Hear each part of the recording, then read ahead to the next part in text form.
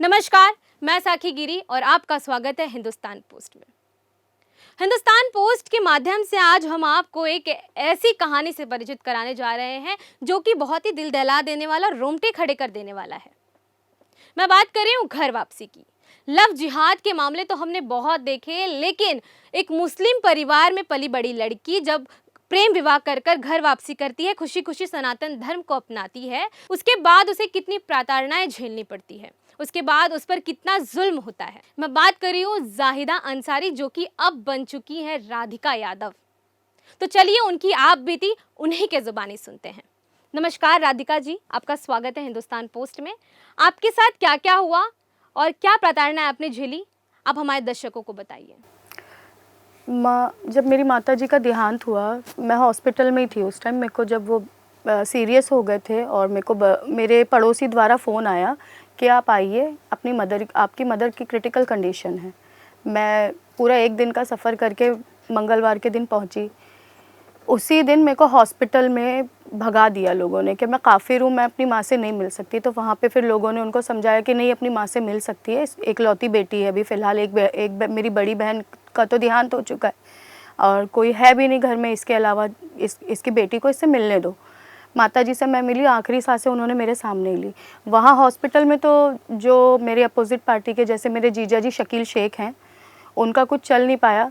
जैसे ही मैं अपने घर पहुंची, जब मेरी माँ का शव मेरे घर पर लाया गया, मेरे को उन लोगों ने घर पे भी नहीं घुसने दे रहे, वो घर पे भी नहीं घुसने दे रहे थे। ये बोल रहे थे कि नहीं, ये लड़की काफिर है, इसने अपना धर्म बदल लिया है, अगर ये शव को देखेगी या छुएगी तो इनडायरेक्टली जो मेरी मदर है वो दोजक में चले जाएंगे। दोजक क्या होता है, जरा आप बताइए कि क्या है दोजक शब्द, क्या है? दोजक शब्द एक नर्क, जैसे हम हिंदुओं में अपना नर्क बोलते हैं, स्वर्ग, और एक नर्क। स्वर्ग का मतलब जन्नत होता है और नर्क का मतलब दोजक होता है। तो अगर आप हिंदू धर्म में जाती हैं तो आपको सीधे मैं डायरेक्ट दोजक में चले गई। और मैंने मतलब इतना ख़राब काम कर लिया है हिंदू धर्म अपना के कि मतलब मैं अगर किसी मुस्लिम से बात करूं तो वो काफिर हो जाएगा और वो भी मेरी ही श्रेणी में आ जाएगा। मतलब वो भी काफिर है, मेरे से बात करना किसी को अलाउड नहीं है, मेरे साथ उठना बैठना खाना पीना तक किसी को अलाउड नहीं है। अगर मैं मेरी माँ का उस वक्त शव छू लेती या मेरी माँ की मैं शक्ल देख लेती, बाकायदा मेरे नाम पे एक फ़तवा निकाल दिया था। मुस्लिम लोगों में फ़तवा निकाल देते हैं इन 30-40 लोगों ने कि ये लड़की अगर इस शव को छुएगी तो ये दोजक में चले जाएंगे। तो जब ये आपके नाम का जब ये फतवा निकाला गया, तो क्या आप मैं दर्शकों को बता सकती हैं कि फतवा निकालने के बाद जो आपने झेला या फिर उसके बाद क्या क्या चीज़ें हुई आपके साथ? मैंने ये झेला कि मेरी माँ थी, वो ये चीज़ें एक जन्म और एक मृत्यु का तो ये एक ही बार का सम्मेलन होता है ना, वो बार बार तो होता नहीं है। ये मेरा हक था। मेरी माँ की मृत्यु में उनको निल्हाना, उनको तैयार करना या जो भी एक विधि होती है वो सब कुछ करना मेरा हक था। मेरा हक मेरे से छीना गया। मैंने एक तरीके से मैं इतनी टूट गई थी उस समय कि मैं बता नहीं सकती कि मेरी माँ सामने थी, उनका शव पड़ा हुआ और मेरे को उनको देखने में अलाउड ही नहीं है। एक इंसान टूट जाता है पूरा। अब मैं क्या करती, मैं कुछ नहीं कर सकती थी। बाकायदा मेरे को मारने के लिए वहाँ पे 20-22 लोग जमा हो गए थे कि नहीं, हम इसको छूने ही नहीं देंगे। जो मेरा जीजा है शकील शेख जिसका नाम है, उसकी बहन है शमीम शेख, उसका, मेरे जीजा का जो जीजा है सादिक शेख, ये 3 लोग मेरे हाथ धोकर पीछे पड़ गए थे उस समय कि नहीं, ये तो हिंदू लड़की है, हो गई है, ये हिंदू से इसने शादी कर लिया, ये काफिर है, ये आ कैसे गई। आपके जीजा का क्या बैकग्राउंड है? अगर वो आपको इतना प्रताड़ित कर रहे हैं, आपने सभी सब झेला, उसके बाद आपको कानूनी सपोर्ट क्या मिला? आपने कहाँ तक गई, क्या आवाज उठाई आपने? मैं सिर्फ, अगर मैं पुलिस स्टेशन जाती हूँ या मैं 100 नंबर पे कॉल करती हूँ तो ज़्यादा से ज़्यादा एक एनसी होती है, बहुत दबाव देने के बाद भी मैं उधर खड़ी रहती हूँ, 4-4 घंटे बैठती हूँ, तब जाके मेरी कोई एक एनसी लेता है। इसके बाद काफ़ी कुछ चीज़ें हुई मेरे साथ में जो मैं अगर लिखने बैठूँ तो एक पूरी किताब बन जाएगी। मेरे को मारा गया, मेरे को पीटा गया। मैं इस दौरान मैं प्रेग्नेंट थी, मेरे पेट में मारते थे ये लोग आके क्योंकि मेरे अंदर एक काफिर का बच्चा, मेरे 2 बेटे थे मेरे साथ में, एक और बाकी के बच्चे मेरे गांव में हैं। मेरे 2 छोटे बच्चे जो थे, एक 7 साल का और एक 1.5 साल का उस समय था, उनके तो गले पकड़ पकड़ के उठाए गए कि ये काफिर के बच्चे हैं, इनको मार डालो, इनका गला ज़बा कर दो, इस औरत को मुस्लिम लोगों से मिलने दो ताकि ये शुद्ध, एक होती इनमें शुद्ध हो जाए, ये हराम से हलाल हो जाए। इस तरीके से मेरे को बोला गया है। हलाल में कैसे, मतलब क्या हलाल क्या है? हलाल, अगर मैं किसी मुस्लिम से मिल लूँगी या मैं उन लोगों के साथ में सो लूँगी इनडायरेक्टली, तो मैं हलाल हो जाऊँगी। तो देखा आपने, अगर कोई महिला अपने लिए अगर आवाज उठाती है या फिर वो अपनी मर्जी से शादी करना चाहती है तो उसे काफिर घोषित कर दिया जाता है। और इतनी प्रताड़नाएं की गई हैं उसके बाद भी, क्या यही, मैं मुस्लिम भाइयों से सवाल करना चाहूंगी कि क्या यही इस्लाम सिखाता है कि एक महिला को इस तरीके से प्रताड़ित कर देना चाहिए? तो अभी आपकी जो माँ की संपत्ति है या फिर आप जैसे बता रही हैं कि आपके जो जीजा इतना परेशान कर रहे हैं, तो उस पर क्या एक्शन लोगी? आपके आगे की क्या सोच है? मैं चाहती हूँ न्यायालय इसका जो भी फैसला है हक में दे।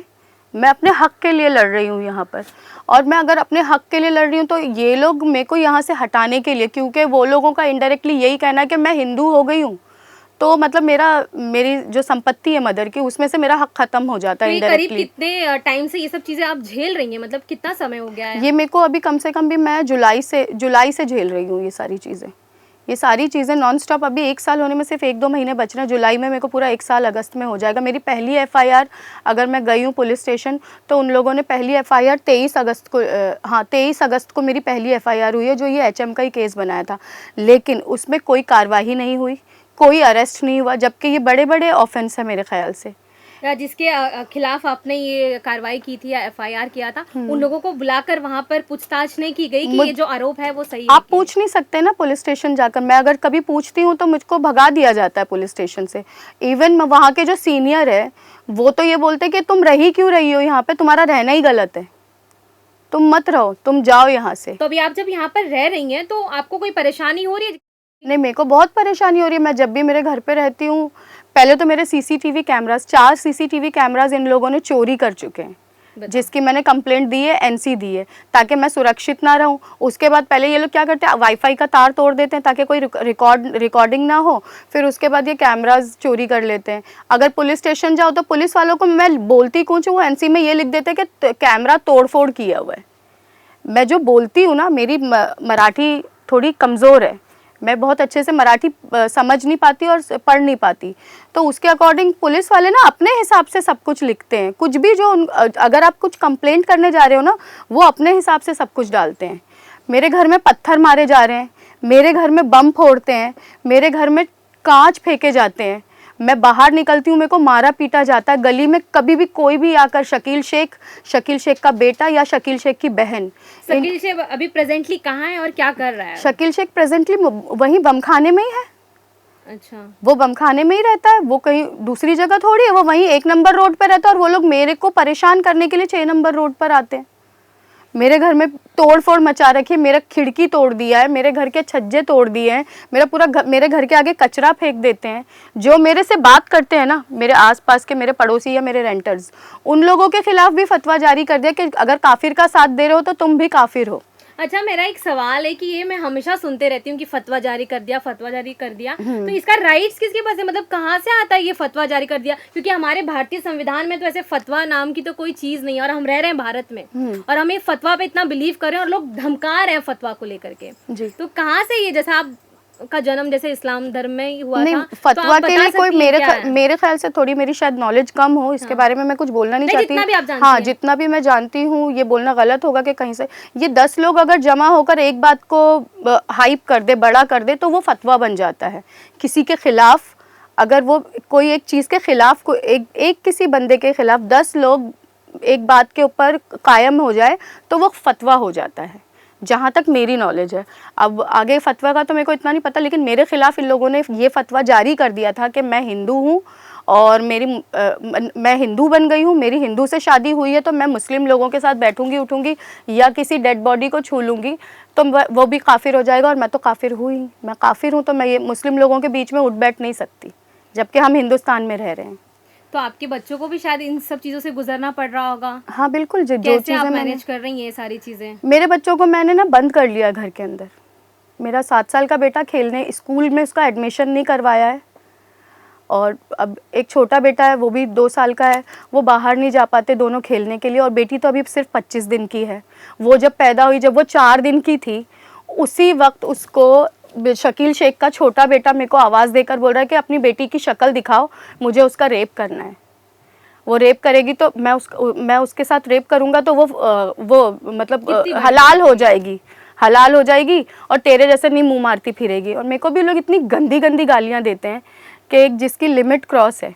मैं तो देवा भाव से पूछना चाहती हूँ कि मैं महाराष्ट्र में तो भाऊ आपके भरोसे पर आई थी, मेरे को ये पता था कि यहाँ के कम से कम मुंबई में तो ऐसा नहीं होगा, लेकिन इंसाफ के नाम पे आज 1 साल से घूम रही हूँ मैंने मार खाया है, मेरे बच्चों ने मार खाया है, मेरे छोटे छोटे बच्चों को काफिर बोल बोल कर परेशान किया जाता है।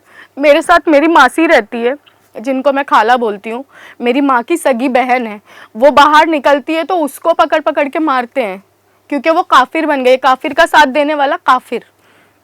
मैं बस देवा भाव से ये पूछना चाहती हूँ कि मैं भी तो आपकी लाडकी बहन हूँ ना, तो भाव मेरे साथ इतनी नाइंसाफ़ी क्यों हो रही है, किस लिए हो रही है?